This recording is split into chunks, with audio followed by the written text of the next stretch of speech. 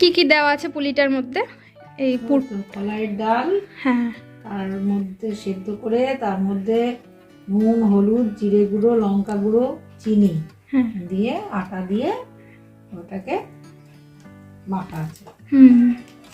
পুরটার মধ্যে কি দিয়েছো? ওটা যে নারকেল কোড়া আর ক্ষীর, ও, ক্ষীর আর নারকেল কোড়া। দেখতে পাচ্ছ মা কি করে বানিয়ে নিচ্ছে। মা তোমাদের ফুল রেসিপিটা জানিয়ে দিল, তোমরা রেসিপিটা শুনে কিন্তু বানিয়ে নিতে পারো বাড়িতে। আর তোমাদের কার কার বাড়িতে শীতের সন্ধ্যায় এরকম পুলি পিঠে ভাজা হয় আমাদের কিন্তু কমেন্টে জানিও। আমাদের বাড়িতে কবে থেকে শুরু হয়ে গেছে, কারণ আমাদের বাড়িতে প্রত্যেকে পুলি পিঠে খেতে খুব ভালোবাসে। আর বিশেষ করে আমার শ্বশুরমশাই খুব খেতে ভালোবাসে পুলি পিঠে, সেজন্য মাও বানাতে ভালোবাসে।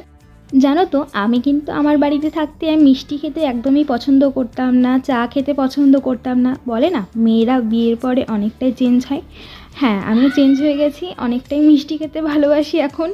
আর চা দুবেলা আমার চা না হলে এখন আর চলে না।